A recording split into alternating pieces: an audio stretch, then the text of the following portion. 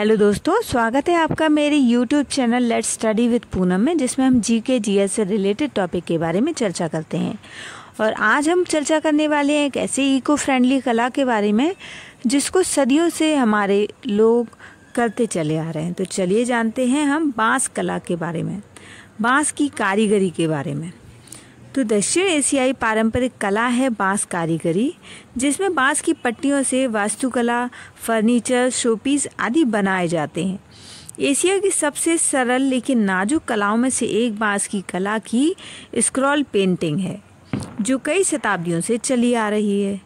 पारंपरिक बांस शिल्प में पुराने भारत की कलाकृतियाँ भी शामिल हैं। दक्षिण पूर्वी एशिया में बांस की 100 से अधिक प्रजातियाँ पाई जाती हैं। बांस के शिल्प और कार्य आरंभिक दिनों से ही मानव सभ्यता का अंग बने रहे हैं। सामान्यतः लंबे जीवन के कारण बांस को चीनी धर्म में ईमानदारी का प्रतीक कहा जाता है। दूसरे शब्दों में बांस को 4 सज्जनों में से एक कहा जाता है। पारंपरिक चीनी संस्कृति में इसकी महत्वपूर्ण भूमिका है, क्योंकि इसे सज्जन व्यक्ति के व्यवहार का मॉडल माना जाता है। इसके बाद पुरातात्विक साक्ष्य चीन के नवपाषाण काल, जो कि 6000 से 2000 ईसा पूर्व में बांस के बर्तनों और कंटेनरों के अस्तित्व को साबित करते हैं। इन सब के ऊपर बांस जापानी साहित्य और चित्रकला में एक सामान्य विषय है। 8वीं शताब्दी में जापान में बौद्ध अनुष्ठानों के लिए बांस के बर्तनों का उपयोग किया जाता था। यदि हम बांस को समझने का प्रयास करें तो बांस का पेड़ दुनिया में सबसे तेजी से बढ़ने वाला पौधा है। 600 मीटर से भी ज़्यादा लंबा यह पौधा आसानी से मिल जाता है। जंगल से बांस इकट्ठा करने के बाद कारीगर लगभग 3 बाय 4 इंच चौड़ी और 10 इंच लंबी पट्टियां बनाते हैं। फिर कलाकार पट्टियों को बराबर नुकीले तार के आकार में रखते हैं। दूसरी ओर कारीगर लकड़ी के ब्लॉक की मदद से बाकी बांस को समान रूप से पतली पट्टियों में काटते हैं और बुनाई की प्रक्रिया के लिए चाकू का उपयोग किया जाता है।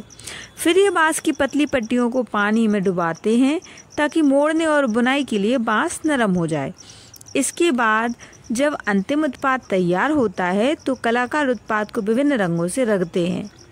अग्रभूमि और पृष्ठभूमि के बीच कॉन्ट्रास्ट बनाए रखते हैं। पारंपरिक बांस की कलाकृतियाँ प्राचीन संस्कृति का सार भी देती हैं। उदाहरण के लिए बांस शिल्प को पूरे भारत में अधिक प्रशंसा मिल रही है।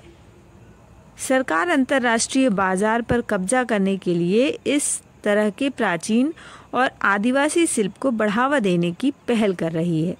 भले ही बांस का काम और पेंटिंग एशियाई परंपरा का हिस्सा रहा हो, लेकिन लंबे समय से यह उपयोगिता और सौंदर्य शास्त्र के मामले में बहुत आधुनिक है। बैम्बू आर्ट एंड क्राफ्ट को हस्तशिल्प के रूप में जाना जाता है।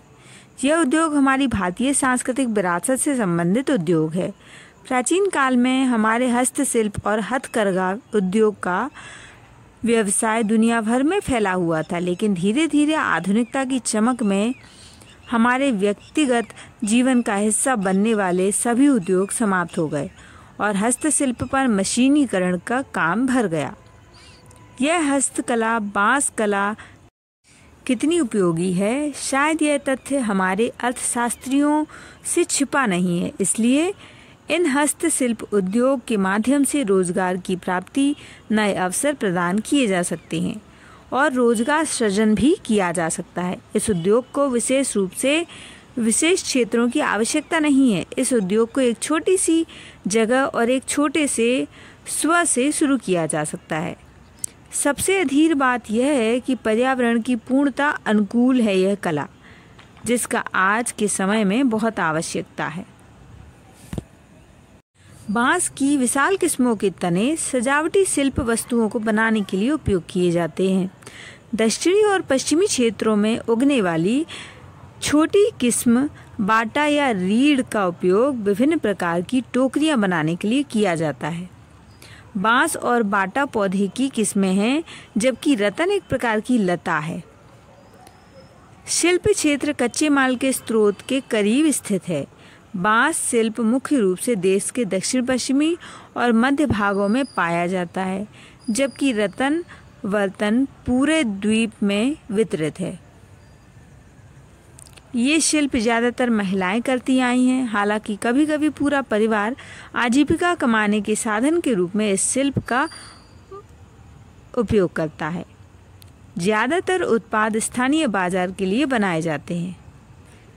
श्रीलंका में अगर बांस के क्षेत्र में बात करें तो श्रीलंका में बांस की खेती व्यवस्थित रूप से नहीं होती है। हालांकि देश के लिए 14 प्रजातियों को सूचीबद्ध किया गया है, केवल 5 का व्यापक रूप से उपयोग किया जाता है। बांस एक पेड़ या पौधा नहीं बल्कि एक घास है।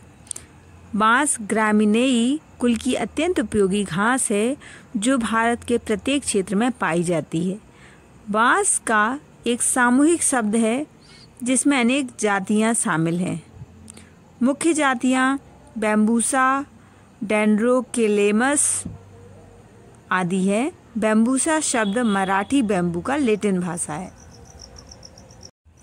बांस एक सपुष्पक, आवृतबीजी, एक बीजपत्री पोएसी कुल का पौधा है। इसके परिवार के अन्य महत्वपूर्ण सदस्य दूब, गेहूं, मक्का, जौ और धान हैं। यह पृथ्वी पर सबसे तेज बढ़ने वाला काष्ठीय पौधा है। इसकी कुछ प्रजातियां एक दिन यानी 24 घंटे में 121 सेंटीमीटर तक बढ़ जाती हैं।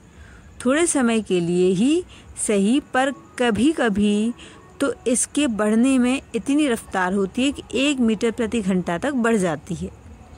इसका तना लंबा और पर्वसंधियुक्त, प्रायः खोखला और शाखान्वित होता है। तने के निचले गांठों से अपस्थानिक जड़ें निकली रहती हैं। तने पर स्पर्श पर्व पर पर्वसंधियां रहती हैं। पर्वसंधियां ठोस और खोखली होती हैं। इस प्रकार के तने को संधि स्तंभ कहते हैं। इसकी जड़ें अस्थानिक और रेशेदार समानांतर विन्यास होता है। यह पौधा होती जीवन में एक बार ही फल धारण करता है। नुकीले होते हैं, सफेद आता है। पत्तियां पश्चिमी एशिया और दक्षिण पश्चिमी एशिया में बांस एक महत्वपूर्ण पौधा है। इसका आर्थिक और सांस्कृतिक महत्व है। इससे घर तो बनाए ही जा सकते हैं, भोजन के भी स्रोत है। यह 100 ग्राम बांस के बीज में 60.36 ग्राम कार्बोहाइड्रेट और 264.6 किलो कैलोरी ऊर्जा होती है। इतने अधिक कार्बोहाइड्रेट और इतनी अधिक ऊर्जा वाला कोई भी पौधा स्वास्थ्यवर्धक अवश्य होगा। 70 से अधिक वंशों वाले बांस की 1000 से अधिक प्रजातियां हैं। ठंडी पहाड़ी प्रदेशों में यह पाया तो जाता ही है। ठंडे प्रदेशों से लेकर उष्ण कटिबंधीय क्षेत्रों तक और संपूर्ण पूर्वी एशिया में 50 डिग्री उत्तरी अक्षांश से लेकर उत्तरी ऑस्ट्रेलिया तथा पश्चिम में भारत और हिमालय में अफ्रीका के उप सहारा क्षेत्रों और अमेरिका के दक्षिण पूर्व अमेरिका से लेकर अर्जेंटीना और चिली में तक बांस पाया जाता है। बांस की खेती कर कोई भी व्यक्ति लखपति बन सकता है। एक बार बांस खेत में लगा दिया जाए तो 5 साल बाद यह उपज देने लगता है। अन्य फसलों पर सूखे या कीट बीमारियों का प्रकोप हो सकता है, जिसके कारण किसान को आर्थिक हानि उठानी पड़ सकती है। लेकिन बांस एक ऐसी फसल है जिस पर सूखे या वर्षा का अधिक प्रभाव नहीं पड़ता। बांस का पेड़ अन्य पेड़ों की अपेक्षा 30% अधिक ऑक्सीजन छोड़ता है, कार्बन डाइऑक्साइड अधिक खींचता है। साथ ही यह पीपल के पेड़ की तरह ही दिन में कार्बन डाइऑक्साइड खींचता है। आज हमने पर्यावरणीय अनुकूल बांस के पौधे के बारे में जानने का प्रयास किया और ये भी जाना कि ये कहाँ कहाँ पाया जाता है, इसकी विशेषताओं के बारे में चर्चा की। तो यदि वीडियो आपके लिए उपयोगी रहा हो तो हमारे चैनल को लाइक, शेयर और सब्सक्राइब जरूर करें। धन्यवाद दोस्तों।